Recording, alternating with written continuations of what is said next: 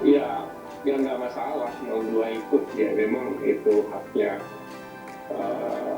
02 sebagai pihak yang merasa kepentingannya bisa terganggu kalau berkaitan dengan perkara ini. Itu hal yang biasa saja, dan itu merupakan prosedur standar di Mahkamah Konstitusi. Kami akan hadapi, tapi sebenarnya yang sebagai termohon di sana kan KPU.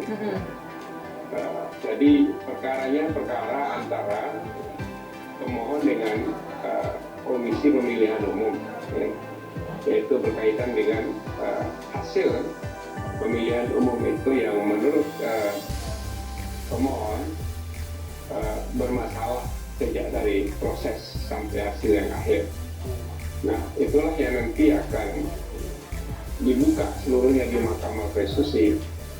Tentu prosedur standarnya Mahkamah Konstitusi membuka kepada semua pihak yang merasa berkepentingan untuk bisa ikut. Jadi terserah Mahkamah Konstitusi akan memutuskan akan menerima atau tidak, tapi pada umumnya itu hal yang biasa saja. Oke, saya kira itu. Bang Otto Hasibuan mengatakan bahwa ini cacat formil gugatan dari 01 dan juga 03 mudah dipatahkan. Nah, ini bagaimana kemudian untuk bisa mengcounter dalil tersebut? Ya, kami melihat tidak ada cacat formil, itu gugatan yang permohonan yang biasa saja, yang sering sekali diajukan di Mahkamah Konstitusi sejak dulu. Jadi saya tidak tahu juga formilnya di mana, ya. Karena Mahkamah Konstitusi itu memutus pada akhirnya dia harus berpegang pada konstitusi. Mungkin saja ada peraturan teknis yang mungkin tidak sesuai atau mungkin tidak pas itu, tapi bagi Mahkamah Konstitusi kalau ditemukan hal-hal yang sangat mendasar terjadi pelanggaran terhadap prinsip-prinsip konstitusi, maka pada umumnya ada ini praktik yang biasa di Mahkamah Konstitusi.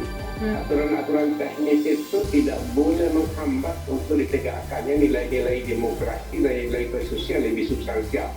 Nah, itu yang banyak sekali dilakukan oleh Mahkamah Konstitusi. Oke, Pak Hamdan Zulfa, mungkin pemirsa juga ingin tahu sebetulnya poin-poin gugatannya apa saja dari 01 yang diajukan kepada MK.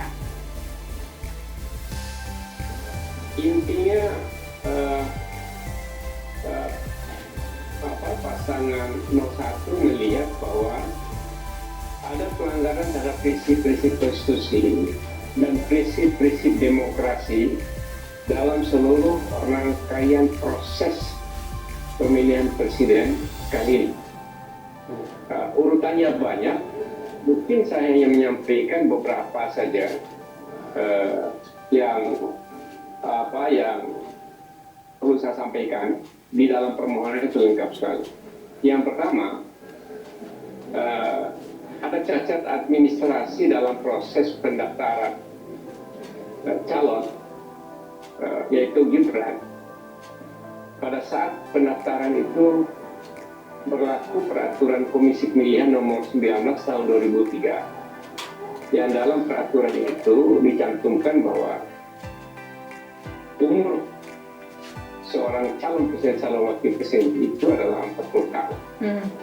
Dan itu masih berlaku ketika Gibran didaftarkan dan tidak diubah oleh KPU, dan justru baru diubahnya nanti pada bulan November. Itu verifikasi pencalonan pada tanggal 25 Oktober. Memang diubah kemudian, tapi sudah didaftar, sudah diterima pendaftarannya dan sudah diverifikasi. Nah, ini problem yang luar biasa karena melanggar prosedur hukum yang harusnya dilakukan menurut prinsip-prinsip due process of law, prinsip-prinsip negara hukum. Nah, ini terbukti pelanggaran itu dengan adanya putusan DKPP dalam pertimbangannya bahwa KPU menerima pencalonan Gibran itu melanggar prosedur. Harusnya KPU mengubah dulu peraturan KPU yang menentukan batas umur 40 tahun. Sementara Gibran belum berumur 40 tahun. Ini cocok juga pernah suatu kali Pak Yusril menyampaikan bahwa tidak mungkin Gibran ini diajukan sebagai calon dengan dasar hanya semata-mata putusan MK. Karena harus ada prosedur pengubahan dulu peraturan KPU, prosedur pengubahan peraturan KPU itu harus berkonsultasi dengan DPR. Sementara pada saat itu DPR masih dalam masa reses, jadi tidak mungkin menurut Pak Yusril pada saat itu. Nah, oleh karena itu kami seharusnya putusan MK itu kalau diakui keberadaannya itu berlaku untuk 2029, bukan untuk sekarang ini. Karena tidak bisa dengan menerobos begitu saja KPU menggunakan surat tanpa mengubah peraturan KPU yang menjadi dasar dia bertindak. Baik, Bapak. Itu satu ya. Oke, satu. Kita satu ya, Pak Hamdan. Kita ke Pak Hari dulu untuk bisa menanggapi hal ini sebagai pihak terkait dalam gugatan ini, Pak Hari. Iya, kami telah menyusun argumentasi ya. Kami telah menyusun argumentasi, kami juga telah membaca secara seksama permohonan yang diajukan oleh kubu 01 maupun 03. Kalau tidak salah permohonan dari 01 yang disusun oleh Pak Hamdan dan teman-teman itu kan kurang lebih 112 halaman.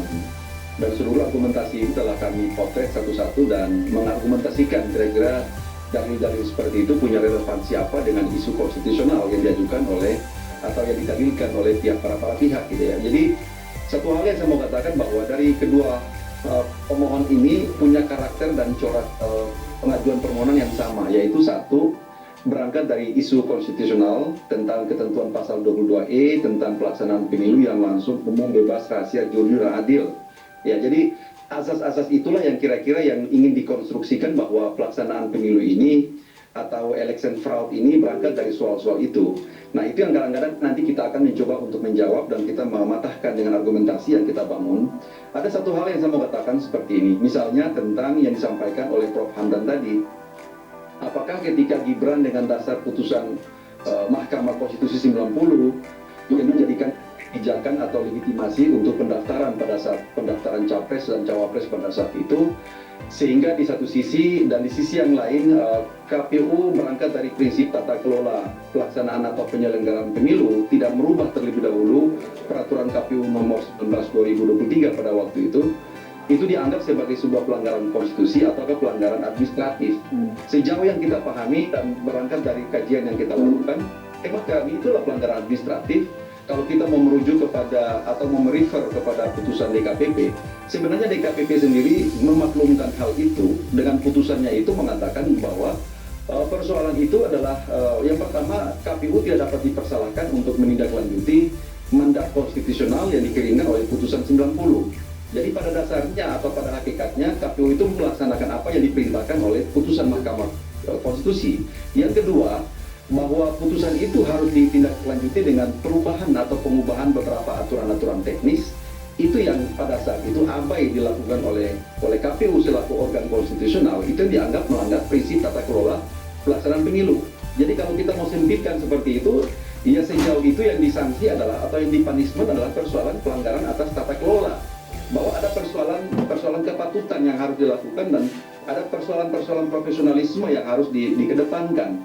Nah, persoalan seperti ini kalau misalnya KPU telah disanksi dengan cara seperti itu, ada yang peringatan keras terakhir, ada yang kemudian dikatakan peringatan, lalu kita masih misalnya sampai dengan saat ini tidak selesai dengan argumentasi itu, lalu kita tingkatkan derajatnya menjadi satu isu konstitusional, itu yang bagi kami barangkali sedikit berbeda pendapat secara ekstrim dengan teman-teman dari 01. Baik. Dan persoalan ini nanti kita akan uji di Mahkamah Konstitusi dalam persidangan dalam konteks pemeriksaan pokok perkara nantinya. Kami telah mengargumentasikan itu. Oke, baik. Perbincangan masih akan kami lanjutkan pemirsa usai jeda berikut, tetaplah bersama kami.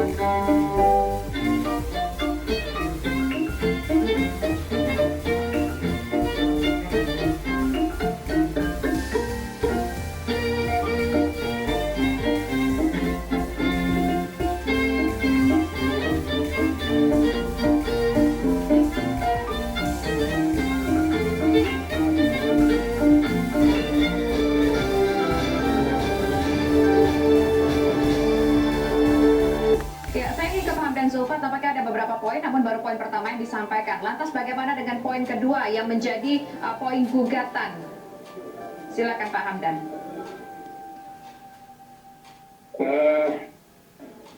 Yang kedua, yang paling prinsip mobilisasi aparat pemerintahan, aparat desa, kemudian menteri-menteri turun kampanye. Kemudian yang paling besar adalah mengenai pemanfaatan bansos untuk kepentingan pasangan 02. Dan ini dilakukan secara masif, secara terang-terangan, dan banyak sekali prosedur penggelontoran bansos yang tidak sesuai dengan aturan. Dan itu semua adalah dalam rangka kepentingan 02. Mengapa? Ini menjadi penting bagi Presiden ya, untuk membantu 02. Karena ada anaknya di situ yang menjadi pasangan calon. Kalau kita refleks ke belakang, Presiden ini kan pernah berkeinginan untuk 3 periode, itu gagal. Perpanjangan masa jabatan itu gagal, kan ditolak semua orang. Jadi ini skenario ketiganya memajukan putranya untuk menjadi calon wakil presiden. Jadi skenario ketiga ini sukses rupanya, dan presiden memanfaatkan seluruh fasilitas dan infrastruktur pemerintahan ya untuk memenangkan anaknya sebagai pasangan calon wakil presiden. Nah, ini berkaitan dengan diloloskannya Gibran oleh KPU dengan tanpa melalui prosedur pada saat pendaftaran, guna pemanfaatan sebagian besar fasilitas negara dalam rangka pemenangan pasangan calon nomor 2. Kami uraikan di sana panjang sekali, dan kemudian pemanfaatan para pejabat kepala daerah yang sampai 273 kepala daerah yang diangkat oleh Presiden dan Kemendagri seluruh Indonesia, dan itu dimanfaatkan, dan itu terbukti dilakukan. Ini pemilu yang paling rusak sepanjang sejarah kita. Ya, Pak Hamdan, apakah poin gugatan nomor 2 tadi itu akan disertai dengan bukti saksi, keterangan saksi langsung, misalnya aparat kepala desa, dan juga ada menteri, mungkin tadi sempat mengatakan ada pengarahan menteri juga dalam kampanye? Ada, bukti-buktinya ada semua. Ya, bukti-bukti ada semua, hanya saja memang tidak mungkin kita ngajuin bukti seluruhnya saksi-saksi, karena itu kan dibatasi hanya 15 orang. Tapi kami akan mengajukan bukti-bukti yang paling mungkin bisa diajukan. Kemudian juga untuk saksi itu uji petik aja di mana saksi mana yang paling bisa kita ajukan, karena banyak sekali yang mau jadi saksi tapi MK akan membatasi. Okay. Jadi sebenarnya gugatannya ini, Pak Hamdan Zulfa, mohon maaf saya potong. Jadi sebenarnya gugatannya ini mau menyasar kepada Presiden atau mau kepada Pak Prabowo-nya, atau hanya kepada KPU-nya saja? Jadi ada prinsip hukum begini ya, undang-undang pemilu itu ya melarang presiden, pemerintah daerah sampai kepada kepala desa untuk membuat kebijakan atau melakukan tindakan yang menguntungkan salah satu pihak atau merugikan pihak lain. Itu jelas sekali, dan itu pelanggaran dalam prinsip fairness dalam pemilu. Nah, ini berkaitan langsung dengan KPU yang akibatnya adalah tidak bisa melakukan apa-apa dan banyak sekali melakukan kesalahan dan pelanggaran. Pak Fahri, menanggapi hal ini, silakan. Terakhir. Iya, ya kita hargai sebagai satu upaya ataupun ikhtiar konstitusional yang diajukan oleh para pemohon. Pada prinsipnya itu dibolehkan oleh hukum untuk mendalilkan apa saja gitu ya. Jadi dalil itu dia kemukakan sebanyak apapun, silahkan saja di Mahkamah Konstitusi, tetapi terikat dengan proses pembuktian gitu ya. Jadi memang nanti pekerjaan yang sangat besar itu yang dihadapi oleh Prof. Hamdan dan teman-teman itu adalah bagaimana membuktikan seluruh asumsi itu, seluruh hipotesa yang dibangun dalam permohonan ini dalam satu kerangka kerangka pembuktian. Jadi harus dalam bentuk real evidence namanya istilah hukumnya. Baik. Nah, jadi nanti persoalan fenomena itu tentunya harus diuji satu-satu gitu. Apakah kebijakan pemerintah itu lalu ada yang merasa atau ada asumsi mengatakan bahwa pasangan calon nomor 2 mendapatkan insentif power atau insentif kekuasaan atau insentif elektoral melalui kebijakan-kebijakan seperti itu, tentunya itu harus dibuktikan satu-satu. Baik, saya kira itu seperti itu. Oke, baik. Terima kasih Pak Fahri Bahmid, terima kasih juga Pak Hamdan Zulfa sudah berbincang bersama kami. Selamat sore semuanya. Terima kasih. Terima kasih, Prof. Keren. Pemirsa, duel krusial bakal kembali tersaji di babak kualifikasi Piala Dunia 2026 zona Asia saat timnas Indonesia berjumpa Vietnam malam ini. Sesaat lagi kita akan